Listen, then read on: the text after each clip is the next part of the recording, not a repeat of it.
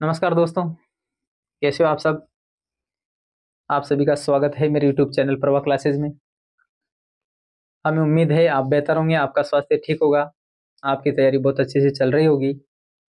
और जिस प्रकार आपने 2 वीडियो में हमें जो सहयोग दिया है उसके लिए मैं आपको धन्यवाद ज्ञापित करना चाहता हूं। और आने वाली एग्ज़ाम के लिए मैं आपको अग्रिम बधाइयाँ शुभकामनाएं देना चाहता हूं। आप अपने लक्ष्यों को प्राप्त करें, सफल हों, अपना और अपने घर वालों का नाम रोशन करें और खूब तरक्की करें। तो आप भी अपनी तैयारी को बेहतर बनाएं, हमारे साथ जुड़ें, वीडियो को पूरा देखें। अगर आपको हमारा वीडियो पसंद आता है तो लाइक करें, कमेंट करें, आपकी जो भी समस्या है हमें बताएं। यथासंभव हम आपकी समस्या का समाधान करेंगे। पिछले वीडियो में हमने महाजनपदों की शुरुआत की थी, उनकी जानकारी के स्रोत, प्रमुख महाजनपद कौन कौन से थे इसके बारे में चर्चा की थी। और हमने लगभग 11 महाजनपद उनका अध्ययन किया था। उनकी जो मुख्य विशेषताएं थी, उनमें जो प्रसिद्ध राजा थे, राजधानी थे, उनके बारे में चर्चा की थी। और आज की इस वीडियो में हम आने वाली जो शेष 5 महाजनपद है उनके बारे में अध्ययन करेंगे। फिर थोड़ा सा हम कि महाजनपद में कहाँ से क्वेश्चन आते हैं, किस प्रकार के क्वेश्चन अब तक आए हैं, या जो क्वेश्चन बनने की संभावना है उनके बारे में हम चर्चा करेंगे। और आज की इस क्लास में हमारा जो महाजनपद वाला टॉपिक है ये कंप्लीट हो जाएगा। इसके बाद हम आने वाली क्लास में हर एक पंच इनका अध्ययन करेंगे। तो आइए शुरुआत करते हैं। अंग, मगध, काशी, कौशल, चेदी, वत्स, कुरु, वज्जिमल, अस्मक, अवंती, इनका हमने अध्ययन कर लिया था। उसके बाद में हमारा जो 12वां महाजनपद है, जिनका हमने क्रम से अध्ययन किया है, वो 12वां महाजनपद है मत्स्य। और ये पूर्णतः राजस्थान में अवस्थित एकमात्र महाजनपद था, जिसकी राजधानी वर्तमान बेराट, जो जयपुर से 60-65 किलोमीटर दूरी पर स्थित है, उसी का प्राचीन नाम विराट नगर था और ये महाभारत कालीन नगर था। तो आइए हम इसके बारे में चर्चा करते हैं। मत्स्य महाजनपद, इसकी राजधानी महाभारत कालीन विराट नगर, वर्तमान की अगर बात करें तो जयपुर से 60-65 किलोमीटर दूर जो बेराट नगर स्थित है, यही इसकी राजधानी थी। और वर्तमान जो भौगोलिक स्थिति है, भौगोलिक सीमा है, इसकी जयपुर, अलवर और भरतपुर के क्षेत्र में ये मत्स्य महाजनपद स्थित था। अब बात करते हैं इसके संस्थापक, फाउंडर की, जो कि राजा विराट था। और ये वही राजा विराट था जो महाभारत काल में पांडवों ने अपना 1 वर्ष का अज्ञातवास इसी के राज्य में बिताया था। और वो 1 वर्ष तक इसी के राज्य में, राजा विराट के राज्य में छद्म वेश में रहे थे। मत्स्य महाजनपद पूर्व में चेदी महाजनपद के अधीन था। महाभारत काल में सहाज या सहज नामक राजा दोनों महाजनपदों पर संयुक्त रूप से शासन करता था, दोनों महाजनपदों पर शासन किया। अगर आपसे पूछा जाए कि राजस्थान का एकमात्र महाजनपद कौन सा था, तो आपको मत्स्य याद रखना है। इसकी राजधानी प्राचीन विराट नगर, वर्तमान बेराट, राजस्थान के उत्तरी पूर्वी भाग में स्थित था। और यह पूर्व में चेदी जो महाजनपद था इसके अधीन था। और अंततः मत्स्य महाजनपद को और महाजनपदों की तरह मगध में मिला लिया गया। और आपको यहाँ विराट नगर के साथ साथ एक प्रसिद्ध नगर का नाम और याद रखना है। जो मत्स्य महाजनपद का प्रसिद्ध नगर था उसका नाम था उपालव्य। पूछ सकता है आने वाले एग्जाम में कि विराट नगर के पास में एक प्रसिद्ध नगर था, उसका नाम क्या है, तो आपको उपालव्य याद रखना है। और अगर बात करें बेराट नगर की, तो यहाँ से अशोक स्तंभ, जब पुरातत्वविद दयाराम साहनी ने 1990 में यहाँ खुदाई की बीजे की डोंगरी की, तो यहाँ से अशोक स्तंभ, बौद्ध मठ, शिलाश्रय, विभिन्न प्रकार के सिक्के, पंचमार्क सिक्के, कई प्रकार की सामग्री यहाँ से प्राप्त हुई। तो ये बुद्ध काल के समय एक प्रसिद्ध नगर था। और इसका विध्वंस जो हूण नरेश था, मिहिर कुल, उसने इसका विराट नगर का विध्वंस किया था। मिहिर कुल याद रखना है। मिहिर कुल ने यहाँ पर आक्रमण करके विराट नगर को पूरी तरह ध्वस्त कर दिया था। तो आपको मत्स्य महाजनपद के बारे में, इसकी राजधानी, इसके राजा का नाम और किस शासक ने इस पर आक्रमण किया, मिहिर कुल ने, और इसके एक प्रसिद्ध नगर का भी आपको नाम याद रखना है। अब बात करते हैं अगले महाजनपद की, जिसका नाम है सूरसेन। इसकी राजधानी मथुरा। और यह वही महाजनपद था जिसमें महाभारत काल में भगवान श्री कृष्ण शासन किया करते थे और जिसका उल्लेख हमें यूनानी साक्ष्यों में भी प्राप्त होता है। तो आइए देखते हैं। महाजनपद सूरसेन, इसकी राजधानी मथुरा और आधुनिक ब्रजमंडल क्षेत्र के भूभाग में स्थित था। उसी क्षेत्र में सूरसेन महाजनपद था। बुद्ध के समकालीन यहाँ का प्रसिद्ध राजा अवंतीपुत्र था, जो कि भगवान बुद्ध का परम शिष्य भी था, जिसने यहाँ पर ब्रजमंडल क्षेत्र में बुद्ध धर्म का प्रचार प्रसार किया, बुद्ध मठ बनाए और बुद्ध भिक्षुओं के लिए दान पुण्य का कार्य किया। तो आपको याद रखना है अवंतीपुत्र, और ये चंड प्रद्योत की जो पुत्री थी उसका पुत्र था। यूनानी लेखकों ने इस महाजनपद को सूरसेनुई नाम दिया है। आपको याद रखना है सूरसेनुई, क्या नाम दिया है? सूरसेनुई। और इसकी राजधानी मथुरा को मिथुरा कहा है। आपको दोनों नाम याद रखने हैं। किन्होंने कहा है ऐसा? यूनानी लेखकों ने सूरसेन को सूरसेनुई कहा है और इसकी राजधानी मथुरा को मथुरा कहा है। आपको इस विशेषकर याद रखना है। महाभारत व पुराणों के अनुसार यदुवंशी यादव कुल के जो भगवान श्री कृष्ण थे वो यहाँ शासन किया करते थे, और यादव कुल 2 उपकुलों में विभाजित था, वितिहोत्र और सारस्वत। तो मत्स्य महाजनपद और सूरसेन महाजनपद के बारे में हमने अभी अध्ययन किया। आपको जो इम्पोर्टेंट पॉइंट है उनको याद रखना है, नोट करना है।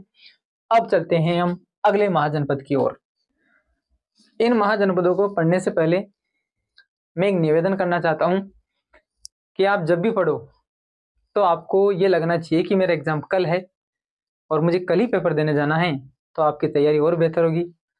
ये समझ के मत बैठ जाना कि अभी तो फॉर्म ही नहीं भरे हैं, 24 में एग्जाम होगा, 25 में एग्जाम होगा, डेट पोस्टपोन्ड होगी। इन सब बातों को आप भूल जाओ। आप इस प्रकार पढ़ो कि आपका कल पेपर है और आपको कल पेपर देना जाना है। मैं गारंटी के साथ कहता हूँ आप जिस स्कोर पर हो उससे भी आपका स्कोर बेहतर होगा। और अगर आपको वीडियो पसंद आता है तो आप वीडियो को लाइक करें, अपने दोस्तों के पास पहुंचाएं और साथ के साथ चैनल को सब्सक्राइब भी करें। आइए चलते हैं अगले महाजनपद की ओर, जिसका नाम है पांचाल महाजनपद। इसकी 2 राजधानियां थी, उत्तरी पांचाल और दक्षिणी पांचाल। 3 ऐसे महाजनपद थे जिनकी 2-2 राजधानियां थी। जैसे ही हम महाजनपद कंप्लीट पढ़ लेंगे उसके बाद हम आपको थोड़े से नोट्स और प्रोवाइड करवाएंगे, जिसमें कुछ जो इनसे संबंधित जो महत्वपूर्ण बिंदु हैं उनके बारे में हम चर्चा करेंगे। तो उत्तरी पांचाल की राजधानी अहिछत्र, और ये अहिछत्र राजस्थान वाला जो नागौर जिला है वो नहीं है, ये जो यूपी का बरेली बाजार है या यूं कहें जो वर्तमान रामनगर, उसी का नाम अहिछत्र था। दक्षिणी पांचाल की राजधानी कांपीलम थी। आधुनिक रुहेलखंड जो उत्तरी पश्चिमी उत्तर प्रदेश है, ये उसी क्षेत्र में पांचाल महाजनपद स्थित था। यहाँ से एक बार क्वेश्चन आ गया है कि जो प्रसिद्ध कान्यकुब्ज या कन्नौज जो नगर था वो किस महाजनपद के अंदर था। तो आपको स्टार लगा के याद करना है कि प्रसिद्ध कान्यकुब्ज और कन्नौज इसी में था, जिसका प्राचीन नाम महोदय नगर मिलता है, और इसका संस्थापक अयावसु था। संस्थापक नहीं तो आपको कम से कम इसका प्राचीन जो नाम है वो याद रखना है। इसमें 5 कुल थे और इन्हीं कुलों के कारण, इन 5 कुलों के कारण इसको पांचाल कहा जाता था, और जो यहाँ की द्रौपदी थी उसको पांचाली कहा गया। कृधि, तुर्वस, कैसिन, श्रीन्या, सोमक, इन 5 कुलों के नाम आपको याद रखने हैं। तो ये हमने पांचाल पढ़ा। पांचाल की 2 राजधानियां, उत्तरी पांचाल अहिछत्र बरेली रामनगर वर्तमान में, दक्षिणी पांचाल की कांपीलम, और जो आधुनिक रुहेलखंड क्षेत्र है वो प्राचीन पांचाल महाजनपद के अंतर्गत था। प्रसिद्ध कान्यकुब्ज जो कन्नौज नगर था वो भी इसी में था। इसका प्राचीन नाम महोदय नगर था और इसका संस्थापक अयावसु था। अब हम ऐसे 2 महाजनपदों के बारे में पढ़ने जा रहे हैं जो वर्तमान में तो भारत की भौगोलिक सीमा से बाहर हैं, लेकिन उस समय ये भारत का भाग थे। कंबोज और गांधार। कंबोज ये हमारे अंतिम 2 महाजनपद हैं। इसकी राजधानी राजपुर या हटकपुर थी। आधुनिक जो दक्षिणी पश्चिमी कश्मीर है और जो प्राचीन कपिसा थी, कपिसा हिंदू कुश और काबुल के बीच का जो भाग है वो कपिसा कहलाता था। इसके अंतर्गत ही ये कंबोज महाजनपद था। कौटिल्य ने यहाँ के निवासियों को वार्ता शास्त्रोपजीवी कहा। वार्ता शास्त्रोपजीवी मतलब जो अपनी आजीविका कृषि, पशुपालन, वाणिज्य और शस्त्र बेचकर करते हैं, उनको कौटिल्य ने वार्ता शास्त्रोपजीवी कहा। आपको याद रखना है, इसको भी स्टार लगा के याद रखना है आपको। कंबोज अपने घोड़ों के लिए प्रसिद्ध था और महाभारत काल में यहाँ दो राजाओं का उल्लेख मिलता है, चंद्रवर्मन और सुदक्षिण। तो ये हमारे 15 महाजनपद कंप्लीट हो चुके हैं। एक लास्ट जो महाजनपद है गांधार, उसके बारे में अब हम अध्ययन करते हैं। अब हम बात करते हैं अंतिम महाजनपद की, जिसका नाम गांधार है। दो महाजनपद ऐसे थे जो वर्तमान भारत की जो सीमा है इसके बाहर स्थित थे, लेकिन उस समय ये भारत का भाग था। तो गांधार और कंबोज ये उत्तरापथ में स्थित थे। गांधार की राजधानी तक्षशिला थी, जो कि भरत के पुत्र तख्त के द्वारा इसकी नींव रखी गई थी। आधुनिक जो पेशावर और रावलपिंडी का जो भाग है पाकिस्तान में, ये वही क्षेत्र है जहां पर गांधार राज्य का क्षेत्र था। गांधार राज्य की राजधानी तक्षशिला विद्या और व्यापार का प्रमुख केंद्र थी। यहाँ पर विभिन्न प्रकार की विद्याएं दी जाती थी, जिनमें हम आगे पढ़ेंगे कि चरक, कौटिल्य, चंद्रगुप्त मौर्य, बहुत सारे विद्वानों ने यहाँ विद्या ग्रहण की थी। बुद्ध के समय गांधार राज्य का राजा पुष्कर सारिन था, जिसने मगध नरेश बिंबिसार के दरबार में अपना एक विशेष दूत मंडल भेजा था और उससे मित्रता स्थापित कर ली थी। साथ ही अवंती के राजा चंड प्रद्योत को पुष्कर सारिन ने हराया था और पुष्कर सारिन पैदल चलकर महात्मा बुद्ध के दर्शन करने गया था। आपको याद रखना है, पुष्कलावती इसका एक दूसरा नगर था जो वर्तमान में चार सद्दा नाम से जाना जाता है। हकमानी शासक डेरियस ने गांधार को अपने राज्य में मिला लिया। इसका वर्णन हमें बेहिस्तून अभिलेख से मिलता है। बेहिस्तून अभिलेख से इसकी जानकारी प्राप्त होती है। जो हकमानी शासक था उसने गांधार को जीतकर अपने राज्य में मिला लिया। तो हमारा जो अंतिम महाजनपद है वो गांधार, इसकी राजधानी तक्षशिला, जो राजा भरत के पुत्र तक्ष द्वारा इसकी नींव रखी गई थी। आधुनिक पेशावर, रावलपिंडी जो पाकिस्तान का भाग है, उसी में गांधार महाजनपद स्थित था।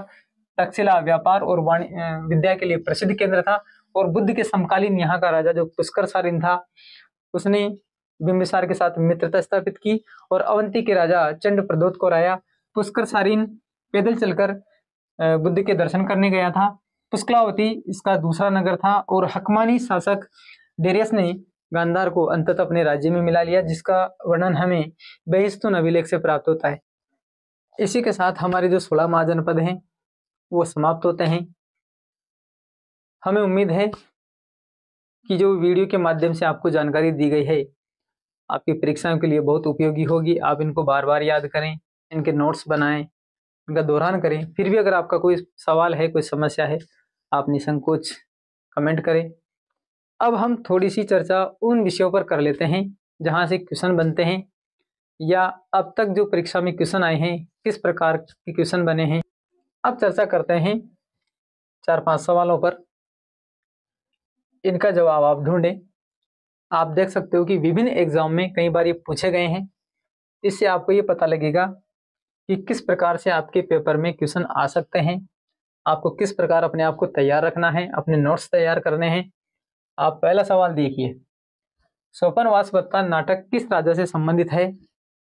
जब हमने वत्स महाजनपद पढ़ा था उसमें वत्सराज उदयन और वासवदत्ता की प्रेम कहानी, उनकी लव स्टोरी के बारे में हमने पढ़ा था कि उसी से संबंधित है। तो यहाँ पे कौन सा राजा आएगा? उदयन। दूसरा क्वेश्चन है, किस जैन ग्रंथ से 16 महाजनपदों की सूची मिलती है? पहले ही वीडियो में हमने बताया था कि अंगुत्तर निकाय जो बौद्ध ग्रंथ है और जो भगवती सूत्र जो जैन ग्रंथ है, दोनों में ही 16 महाजनपदों की सूची मिलती है। अंतर बस इतना है कि जो जैन ग्रंथ है उसमें कुछ नाम भिन्न है, तो आपको याद रखना है। तीसरा सवाल है, वज्जी महाजनपद कितने गणों का संघ था? हमने आपको बताया था कि ये 8 गणों का संघ था। चौथा क्वेश्चन है, राजधानी मिलान से संबंधित क्वेश्चन आया था। जो आपकी राजधानियां हैं हमने आपको लिखवाई है, आप उनको अच्छे से याद करें, ये क्वेश्चन आपका बिल्कुल भी गलत नहीं जाएगा। अब 5वां क्वेश्चन है कि दूसरा नगरीकरण किसको इंगित करता है? वो है महाजनपद काल। जो प्रथम नगरीकरण था वो सिंधु सभ्यता से संबंधित था। दूसरा नगरीकरण ये महाजनपद काल से संबंधित है। और आप देख सकते हो ये क्वेश्चंस किस किस एग्जाम में कब पूछे गए हैं। अगर पहले क्वेश्चन की बात करें तो ये स्कूल लेक्चरर 2015 में पूछा गया है। दूसरा क्वेश्चन भी स्कूल लेक्चरर 2013 और कॉलेज लेक्चरर 2016 में पूछा गया है। अब आप अंदाजा लगा लो कि ये जो 5 सवाल है ये कितने इंपॉर्टेंट है आपके लिए। अब बात करते हैं महाजनपदों को याद करने की, उनकी राजधानी को याद करने की। तो जहां तक मेरा मानना है कि सफलता का कोई शॉर्टकट नहीं होता है, ट्रिक है। अगर आपको एग्जाम के टाइम याद आ गई तो ठीक है, नहीं तो फिर वो सब साफ हो जाती है। तो आपको करना क्या है, हमें 3 लाइनें याद रखनी है। 3 लाइनें याद रखनी है, इसमें आपके 16 महाजनपद हो जाएंगे। 3 लाइनों को कैसे बोलना है, एक फ्लो में बोलना है, कंटिन्यू बोलना है। कैसे, जैसे मैं बोल रहा हूं, अंग मगध काशी कौशल चे दिवस कुरु, ये एक पहली लाइन है अपनी। और इसमें अपने 7 महाजनपद हैं। इसमें आपको ग्रुप बनाना है अंग मगध। इससे क्या पता चलेगा कि इसके बीच में संघर्ष हुआ था, इनके बीच में संघर्ष हुआ था। इनको हमें जोड़े में याद करना है। अंग मगध काशी कौशल चेदिवत्स कुरु वज्जीमल अवंती अस्मक या अस्मक अवंती, वज्जीमल अस्मक अवंती।